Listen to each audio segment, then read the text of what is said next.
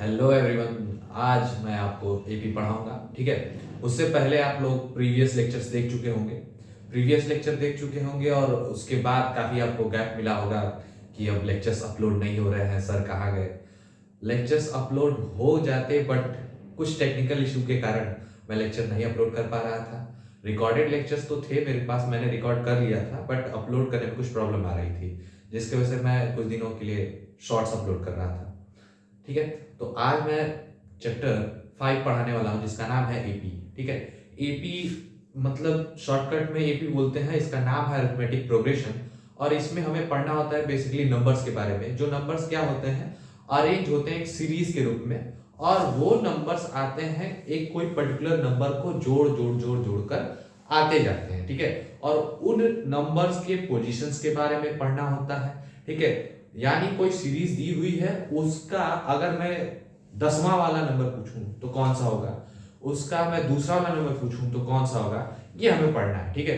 तो मैं शुरुआत करता हूं, उसके बाद आपको और अच्छे से समझाता हूं, और कुछ बेसिक टर्म्स और कुछ बेसिक फॉर्मूलाज जो आपको मैं बताऊंगा उसको हमेशा याद रखना है, और ये आपके चैप्टर में बहुत ज्यादा हेल्प करेगा। ठीक है। और एक बार इसको समझ गए उसके बाद आपको एपी एकदम आसान लगेगा। तो शुरुआत करते हैं एक एग्जांपल लेकर। ठीक है।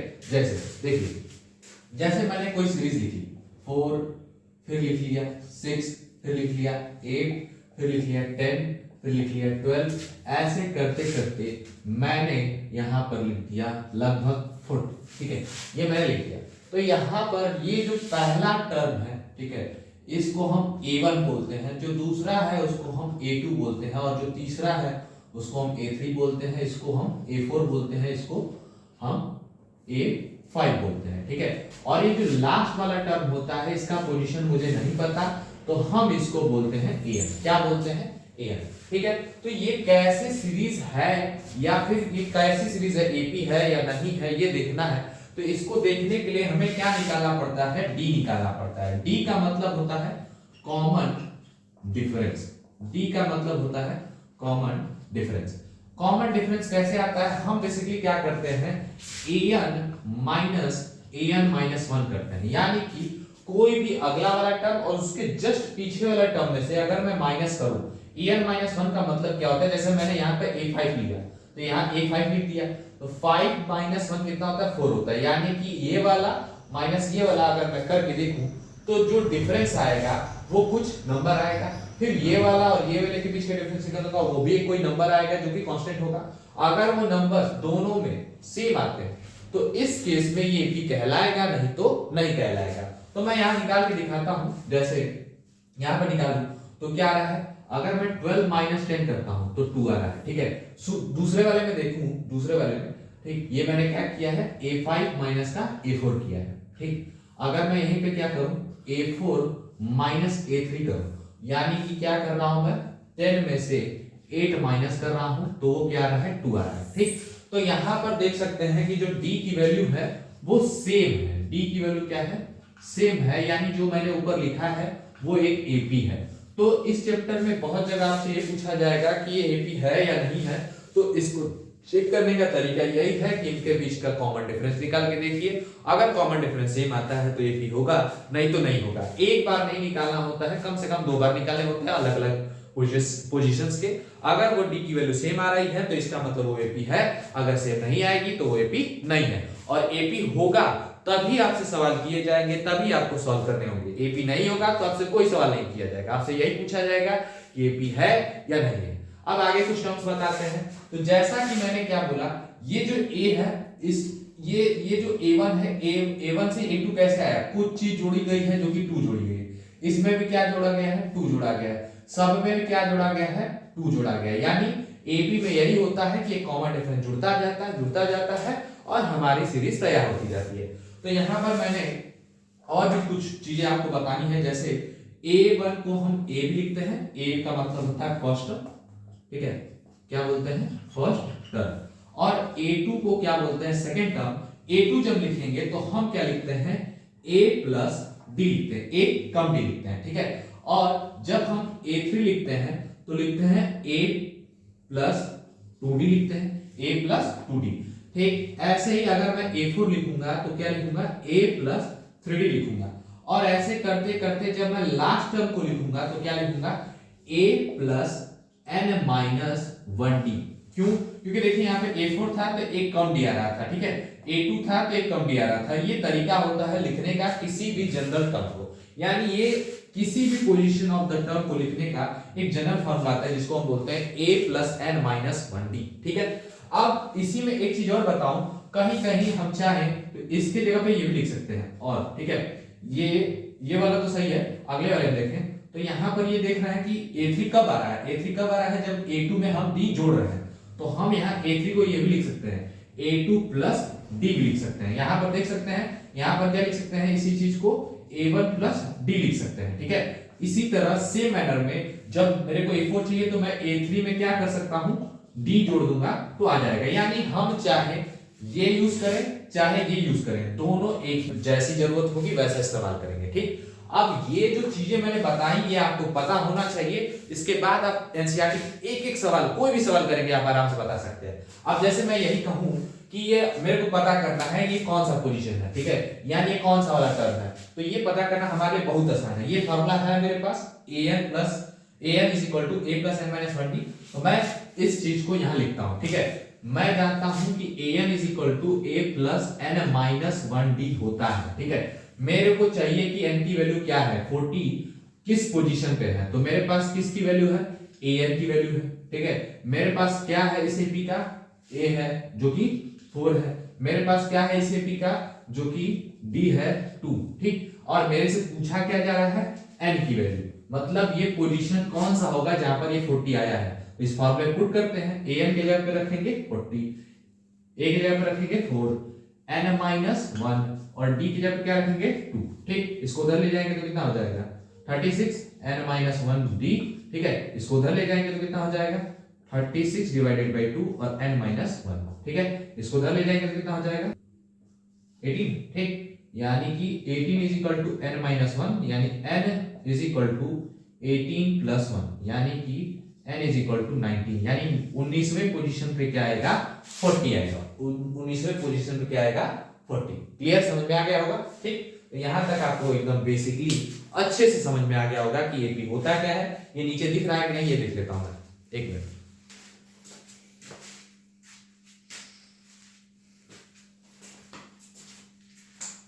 यहां पर दिख रहा होगा, इसको यहां लिखते हैं, ठीक है। इस चीज को यहां लिखते हैं, n इज इक्वल टू कितना आ गया है 19, ठीक है। तो यानी मैंने अभी तक जो बताया इस फॉर्मूले का, इस टर्म का इस्तेमाल करके आप एनसीईआरटी के एक एक क्वेश्चन को कर सकते हैं जो मैं यहां पर मार्क कर रहा हूं, ठीक है। इसमें दो पार्ट है, एक है हमें टर्म्स के पोजीशंस के बारे में बताना है और दूसरा जो पार्ट है उसमें हमें सम के बारे में पढ़ना है। तो मैं अभी पोजीशंस के बारे में बता रहा हूं, एक आध क्वेश्चन आपको मोस्ट जो कॉन्सेप्चुअल क्वेश्चन है जो आपको बहुत कुछ सीखने को सिखाएगा वो हम कराएंगे, ठीक। इसके बाद हम सम वाले पे आएंगे। तो पहले ये चीजें अच्छे से जान लीजिएगा क्या क्या इंपॉर्टेंट है, ये पता होना चाहिए। यहां से लेकर के ये जो भी चीजें मैं मार्क कर रहा हूं, ठीक है, ये आपको पता होना चाहिए, ठीक है। आपको मैंने ये चीज समझा दी, अब एक आध क्वेश्चन करवाते हैं। अभी मैंने जो भी चीजें आपको बताया उसमें पहला जो एक्सरसाइज है उसमें आपसे यही पूछ रहा है कि ये जो भी सीरीज लिखी है ये एपी है या नहीं है, ये बताना है आपको। आराम से बता लेंगे, ठीक। क्यों, कैसे बताना है बता दिया हूं कि डी निकालिए, अगर डी सेम आता है तो आप बता देंगे ये जो भी लिखी हुई है वो एपी है। और उसमें आपसे क्या पूछा जाएगा कि पांचवा वाला टर्म कौन सा है, छठवां वाला टर्म कैसे आएगा, ये कैसे आएगा, तो उसके लिए भी मैंने फॉर्मूला बता दिया है, ठीक। एक एन वाला तरीका और दूसरा अगर वो आपसे a5 पूछ रहा है तो आप क्या लिखेंगे a प्लस 4d, ठीक। और नहीं तो a4 प्लस d लिख सकते हैं, ठीक है। मैंने आपको दोनों तरीके बता दिए हैं। तो फर्स्ट वाला जो एक्सरसाइज है वो आप आराम से कर लेंगे। अब मैं आता हूं सेकंड वाले एक्सरसाइज के कुछ ऐसे क्वेश्चंस जिसमें आपको बहुत कुछ सीखने को मिलेगा। और ये क्वेश्चन एग्जांपल्स के ही हैं। एग्जांपल्स के क्यों करा रहा हूं, आप एग्जांपल के एक एक क्वेश्चन देखिए, एग्जांपल के हर एक क्वेश्चन आपको बढ़िया बढ़िया चीजें सिखाएंगे, ठीक है। एक्सरसाइज के क्वेश्चन भी सिखाएंगे लेकिन मैं इतना सारा क्वेश्चन इस सीरीज में तो नहीं करा सकता हूं, ठीक, क्योंकि आप लोगों के पास भी टाइम नहीं है ना ही मेरे पास टाइम है। मेरे को बस इस सीरीज में आपको बहुत कुछ सिखाना है, तो सिखाता हूं। देखिए पहला तो यहाँ पर क्या बोल रहा है कि A10 कैसे आएगा, तो हमें पूछ रहा है कि A10 क्या होगा। तो A10 के लिए मेरे को क्या लिखना पड़ेगा, A प्लस 9d। मैंने अभी बताया था किस फॉर्मूले से निकाले हैं, an is equal to a plus n minus 1 d. तो यहाँ पर a10 चाहिए, a प्लस 10 माइनस 1 और d, ठीक, यानी कि a प्लस 9d चाहिए। तो ये बार बार नहीं लिखेंगे, अगर एग्जाम में आता है, एग्जाम में आपको लिखना होगा तो आप जरूर लिखेंगे। ये लिखने से क्या होगा, आपका एक स्टेप बढ़ेगा और आपकी कॉपी और अच्छी लगेगी, ठीक है। आपने और अच्छे से एक्सप्लेन किया, सॉल्व किया है, ये देखने में अच्छा लगेगा, ठीक। तो आप कर सकते हैं, मैं बार बार नहीं करूंगा, ठीक। तो यहाँ पर a10 is equal to a plus 9d। तो मेरे पास इसमें से क्या क्या इंफॉर्मेशन है, मेरे पास a है, ठीक, d की वैल्यू निकालनी है, तो पहले मैं d की वैल्यू निकालूंगा। a तो मेरे पास है क्या, और ये बोला है कि एक भी है, तो मेरे को चेक नहीं करना है, डायरेक्ट मैं d निकालूंगा। d इज इक्वल टू क्या, 7 माइनस 2 यानी कि 5, यानी मेरे पास a की वैल्यू आ गई, d की वैल्यू आ गई, इसको पुट करता हूं। तो यहाँ पर a10 is equal to a plus, यानी a की वैल्यू 2 है, ठीक, d की वैल्यू 9 है, सॉरी d की वैल्यू 5 है, 9 to 5 यानी कितना हो जाएगा 45, और ये कितना हो जाएगा 47। तो एग्जांपल नंबर 3 से आपको एक चीज सीखने को मिल गई कि आप आराम से निकाल सकते हैं, कोई भी कुछ भी पूछे, अगर ए भी बोला है तो आप डायरेक्ट डी निकालिए, ए निकालिए, और जो पूछता है बता दीजिए। अगला क्वेश्चन कराता हूं, बार बार मैं क्वेश्चन नहीं लिखूंगा, आपके पास एनसीईआरटी बुक होगी, एनसीईआरटी बुक को देख लीजिएगा, ठीक है। अब जो दूसरा क्वेश्चन करा रहा हूं, इसमें जो एग्जांपल नंबर 4 है, ये आपसे पूछ रहा है which term of AP, AP जो है 21, 18, 15 इज -81, यानी कौन सा टर्म जिसपे -81 आएगा, ठीक, यानी n की वैल्यू बतानी है, वो n की वैल्यू जिसपे -81 आएगा। और दूसरे में क्या पूछ रहा है, क्या किसी n की वैल्यू पे 0 भी आ जाएगा उस एपी में, अगर आएगा तो आप अपना आंसर बताइए, ठीक, और सॉल्व कीजिए। तो देखिए मैं क्या कर रहा हूं कि आपसे पूछा हुआ है कि ये है एपी, ठीक है, एग्जांपल नंबर 4 है, ये एपी लिखा हुआ है 21, 18, 15, और इसमें पूछ रहा है कहीं क्या -81 आएगा, ठीक, अगर आएगा तो कौन से पोजीशन पे आएगा, -81 आ रहा है तो कौन से पोजीशन पे आएगा, ठीक, और कहीं 0 आ रहा है तो वो कौन सी पोजीशन पे आएगा, यानी n की किस वैल्यू पे ये 0 आएगा, ये पूछ रहा है, n की किस वैल्यू पे ये -81 आएगा, ये पूछ रहा है, ठीक है। एग्जांपल नंबर 4, तो देखिए क्या क्या दिया हुआ है। तो मेरे पास क्या है, पहले वाले केस में, फर्स्ट केस में जो an की वैल्यू है वो -81, ठीक, तो इसके लिए सॉल्व करते हैं। तो जैसा कि यहाँ पर a की वैल्यू कितनी है 21 है, d की वैल्यू कितनी है 18 - 21 यानी कि -3, ठीक, इतना आगे। अब मेरे को क्या चाहिए, मैं जानता हूं an is equal to a plus n minus 1d होता है, ठीक, an की वैल्यू क्या रखेंगे -81, a की वैल्यू कितना रखेंगे 21, n माइनस 1d, ठीक, मैं यहाँ पे क्या रखूंगा -81, a की वैल्यू कितनी है 21, n माइनस 1 और d की वैल्यू कितनी है -3, इसको उधर ले आता हूं, तो -81 - 21 n माइनस 1 और ये -3, ठीक, तो यहाँ पर कितना हो जाएगा -1/2, ठीक, और ये कितना हो जाएगा n माइनस 1 और ये -3, ठीक, तो मैं इसको इधर लिख सकता हूं, तो n minus 1 into -3 is equal to -1/2, ठीक, तो n minus 1 is equal to -1/2 upon में -3, माइनस से माइनस कैंसिल, ठीक है, यहाँ पे काट देते हैं, 3 3 9 और 3 4 12, यानी n माइनस 1 की वैल्यू कितनी आई है, n minus 1 is equal to 34, यानी n इज इक्वल टू कितना आएगा 35, ठीक, यानी कि ये 35वें पोजीशन पे, यानी कि A35 पे माइनस का 81 आएगा।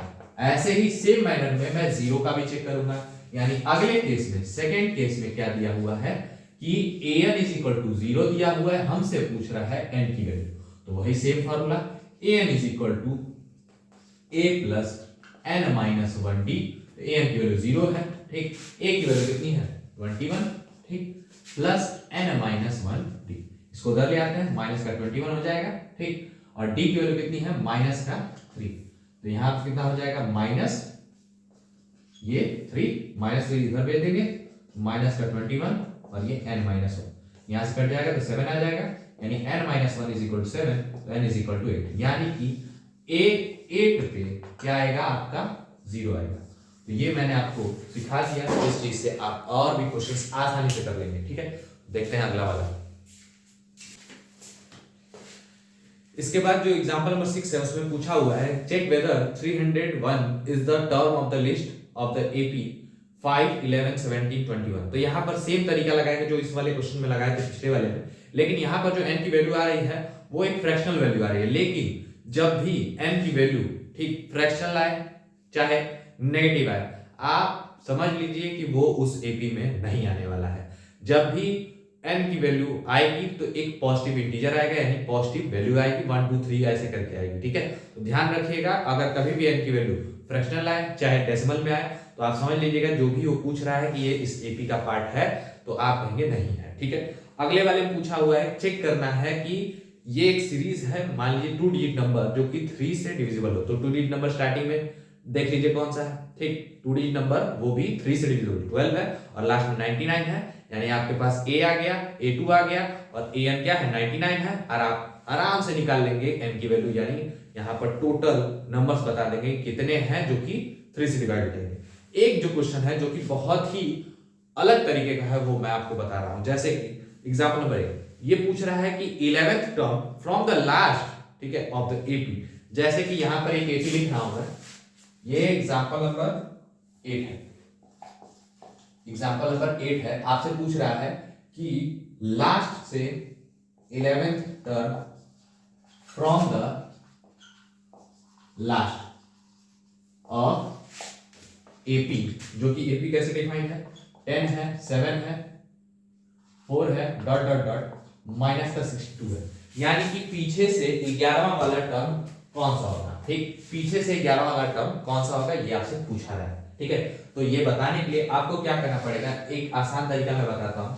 जैसा कि मेरा एपी दिया था 10 7 4 माइनस 4 और माइनस का 62। ठीक, तो यहाँ पर a की वैल्यू कितनी है 10 है, d की वैल्यू कितनी है 7 माइनस 10 यानी कि माइनस का 3 और an की वैल्यू कितनी है माइनस का 62। आप क्या कीजिए, इस AP को रिवर्स कर दीजिए, रिवर्स द AP, AP को पलटी मारिए, ये कितना हो जाएगा माइनस का 62 डॉट डॉट डॉट और यहाँ कितना हो जाएगा 4, ये हो जाएगा 7, ये हो जाएगा 10। अब देखिए क्या होता है, a की वैल्यू कितनी है माइनस का 62, ठीक, d की वैल्यू कितनी आ जाएगी यहाँ पर 7 माइनस 4, ठीक है 7 माइनस 4। यहाँ पर कुछ गड़बड़ है क्या, 7 माइनस का, ठीक है 4 7 10, हाँ ठीक है सही है, 7 माइनस का 4 यानी कितना आ जाएगा यहाँ पर 3 आ जाएगा। ठीक, तो यहाँ पर d की वैल्यू कितनी आ गई 3 आ गई। अब आप सॉल्व करके देखिए, तो यहाँ पर अगर मैं पूछूं तो हमसे क्या पूछा हुआ है, लास्ट से 11 तक, तो a11 इज इक्वल टू क्या लिखते हैं a प्लस 10d लिखते हैं। ठीक, a की वैल्यू कितनी है माइनस का 62 प्लस 10 इंटू d की वैल्यू कितनी है 3, तो यहाँ पर कितना हो जाएगा माइनस का 62 प्लस का 30 यानी कि माइनस का 32 आएगा। यानी कि a11 हमने डायरेक्टली पता कर लिया, जो कि लास्ट से इस एपी में आएगा वो माइनस का 32 आएगा। तो यहाँ पर मैंने ये भी चीज बता दी। अब मैं सीधे आऊंगा सम वाले पे, ठीक है, सम वाला बताता हूँ। इसी में एक और टाइप रह गया है जिसमें आपको ये बताया जाएगा कि A9 ये है और A5 ये है, और आपसे ये पूछा जाएगा कि लास्ट वाला कौन सा होगा, यानी कि A10 पूछ लिया, A2 पूछ लिया, या फिर ये आपसे पूछेगा कि इसमें D बताइए या फिर AP बताइए। तो ऐसे क्वेश्चंस को मैं देखता हूँ। ठीक है, तो जैसा कि यहाँ पर मैं बोल दिया कि A10 इज इक्वल टू 24 है और A8 इज इक्वल टू 6। ठीक, और हमें बताना है कि AP क्या है, या फिर मैं यहाँ पे पूछता हूँ A31 वाला टर्म क्या होगा।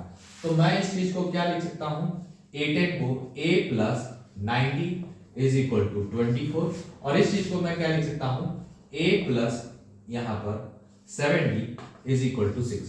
ये देखिए कुछ ना कुछ लीनियर इक्वेशन में 2 वेरिएबल दिख रहा है, यहाँ पर माइनस लगाया माइनस लगाया माइनस लगाया, ये खत्म हो गया। ठीक, ये कितना हो जाएगा 2D और ये कितना हो जाएगा, ये आपका हो जाएगा 18, तो यानी D इज इक्वल टू कितना आ जाएगा 9। D की वैल्यू आ गई, इसको चाहे इसमें पुट कीजिए चाहे इसमें पुट कीजिए, आपको A की वैल्यू मिल जाएगी, किसी में भी पुट कर सकते हैं। तो मैं क्या कर रहा हूं, मैं सीधे यहाँ पर इस वाले में पुट कर रहा हूं, इस वाले में। ठीक है, तो यहाँ पर A plus 7 into D is equal to यहाँ पर 6, यानी A is equal to D की वैल्यू कितनी है, D की वैल्यू 9, यानी कितना हो जाएगा, ये हो जाएगा आपका A plus 63 is equal to 6, यानी A is equal to 6 minus का 63, यानी कितना हो जाएगा, कितना हो जाएगा माइनस कीजिए, तो ये हो जाएगा आपका 57 माइनस का, यानी हमारे पास a की वैल्यू कितनी आ गई माइनस का 57। अब इसके बाद आपसे a31 पूछा है तो a प्लस 30d लिखेंगे। तो यहाँ पर a की वैल्यू कितनी है माइनस का 57, t3 इंटू यहाँ पर 30 इंटू 9 यानी कितना हो जाएगा माइनस का 57, और ये कितना हो जाएगा 270। 270 में से अगर मैं 57 यानी 57 माइनस कर दूँ तो ये कितना जाएगा 3, ये हो जाएगा 6 यानी 1, और ये हो जाएगा इतना यानी कि 213 आएगा।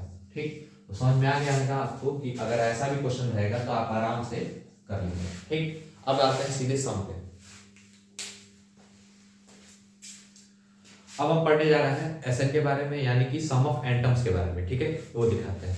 तो यहाँ पर हमें पढ़ना है एस एन, ठीक है, यानी कि हमें सम ऑफ एन टर्म पढ़ना है, सम ऑफ एन टर्म। ठीक है, एन टर्म्स यानी कि कुछ टर्म्स दे दिए और उसके सम के बारे में पढ़ना है। जैसे हम ही लोग अभी 1 2 3 4 5 ऐसे करते करते मैं आपको दे दूं 50 तक जोड़ने के लिए, तो क्या आप जोड़ते फिरेंगे? 1 + 2 3 हो गया, 3 प्लस फिर 3 जोड़ेंगे तो 6 हो गया। ऐसे करते करते तो बहुत समय लग जाएगा। इसीलिए यहाँ पर AP में एक फॉर्मूला आया है जिसको हम बोलते हैं Sn = n/2 2a + n - 1d। एक फॉर्मूला ये होता है। दूसरा formula Sn = n/2 a + an। ठीक है, an कैसे बना ये भी दिखा देता हूँ। इस चीज को हम क्या लिख सकते हैं? 2a + n - 1d को लिखना चाहें तो हम लिख सकते हैं a + an - 1d। ये क्या लिखा मैंने, बस इसी को तोड़ दिया। इस चीज को क्या बोलते हैं? an बोलते हैं, और ये क्या है? a है। तो यही फॉर्मूला मेरा तैयार हो गया, a + an। एक फॉर्मूला ये है, एक फॉर्मूला ये है, और एक फॉर्मूला एक और बन सकता है a + n/2।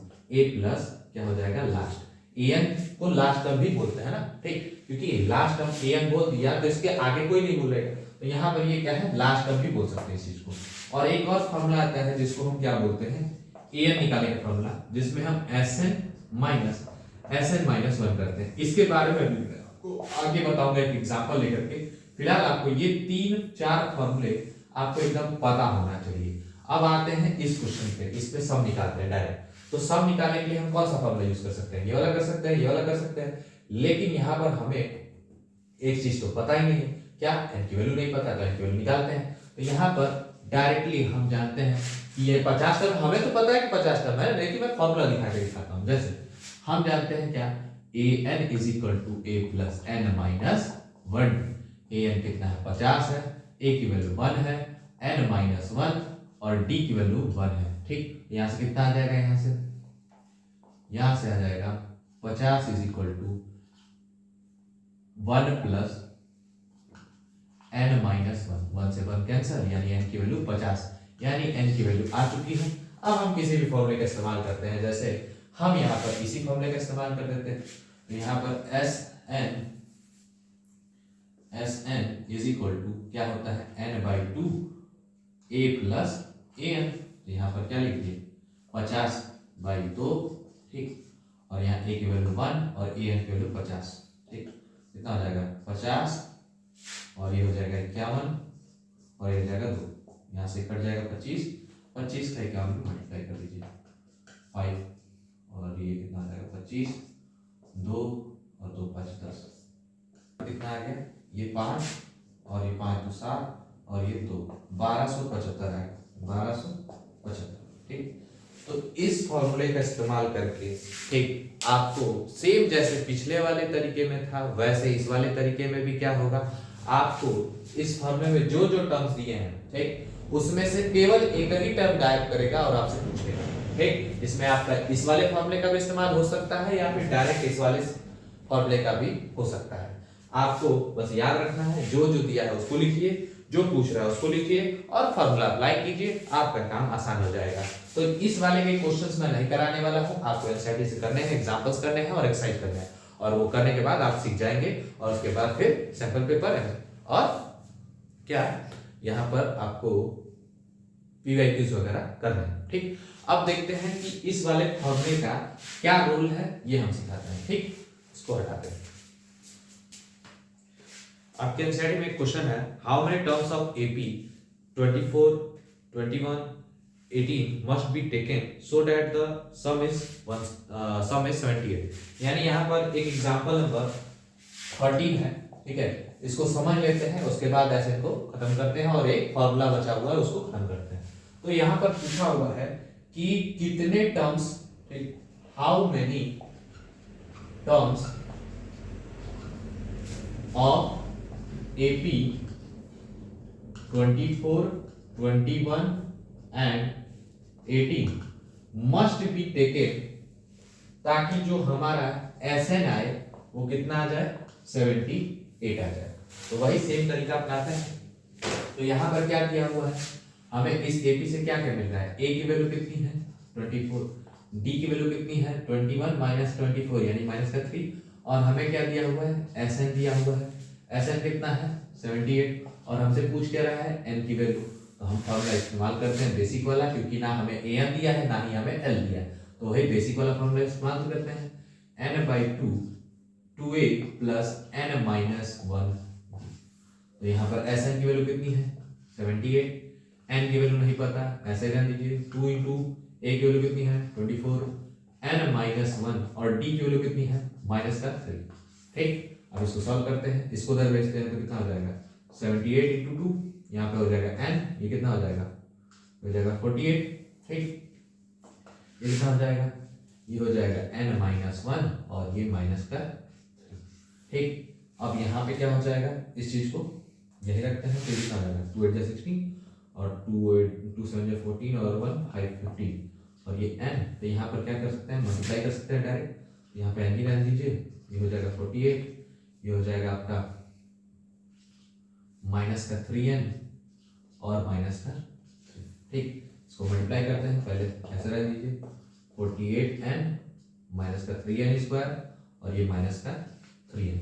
ठीक, यहाँ तक क्लियर है, यहाँ तक बिल्कुल क्लियर है। यहाँ पे प्लस प्लस का 3 होगा, ये प्लस 3n होगा। ठीक, अब इस चीज को क्वाड्रेटिक इक्वेशन जैसा दिख रहा है, इसको इधर ले आते हैं, इस चीज को इधर ले आए, 3n स्क्वायर हो जाएगा 3n स्क्वायर और 48 3 कितना हो जाएगा 51n प्लस का, इसको उधर ले आते हैं तो कितना हो जाएगा, ये हो जाएगा, ये यही रहेगा, तो 156 इज इक्वल टू 0। ठीक, अब इसको पूरे को हम क्या करेंगे 3 से डिवाइड करेंगे, इधर भी और इधर भी, तो कितना हो जाएगा, ये इक्वेशन तैयार हो जाएगा n स्क्वायर माइनस का 17n और प्लस का यहाँ पर कितना हो जाएगा 52। यहाँ प्लस है यानी ये प्लस करके आएगा, यहाँ पर 13 इंटू 4 करने से कितना आता है 52 आता है, और 13 प्लस 4 करेंगे तो 17 आ जाएगा, यानी n स्क्वायर माइनस का 13n माइनस का 4n प्लस का 52 इज इक्वल टू 0। ठीक, तो यहाँ पर क्या करेंगे n कॉमन लेंगे, n माइनस का 13 और यहाँ से माइनस का 4 कॉमन लेंगे, माइनस का n माइनस 13, कितना हो जाएगा n माइनस 13 आएगा और एक n माइनस का 4 आएगा इज इक्वल टू 0, यानी n की वैल्यू 13 आएगी और n की वैल्यू 4 आएगी, यानी यहाँ पर दो वैल्यूज आ रही हैं। अब आप कंफ्यूज होंगे कि n की दो वैल्यूज आ रही हैं, कौन सी वैल्यू होगी, दोनों वैल्यू होगी, क्योंकि ऐसा क्यों, क्योंकि यहाँ पर ये देख रहे हैं एपी ये डिक्रीजिंग है, क्या है डिक्रीजिंग है। हो सकता है कि आप 4 टर्म्स ही जोड़े तो आपका 78 आ जाए, जब आप 4 ही टर्म्स जोड़े, लेकिन जैसे ही आप 13 नंबर्स तक जोड़ेंगे तो इसके बाद ये डिक्रीजिंग होकर के नेगेटिव भी आ रहा है, तो नेगेटिव वाले अलजेब्रिक सम करके फिर भी 78 आ जाएगा, यानी यहाँ पर अगर दो वैल्यूज आ रही हैं तो इससे आपको कंफ्यूज नहीं होना है, ये सही है। ठीक है, तो यहाँ पर मैंने एसएन भी समझा दिया, अब एक लास्ट चीज बचा हुआ है वो आपको बता रहा हूं।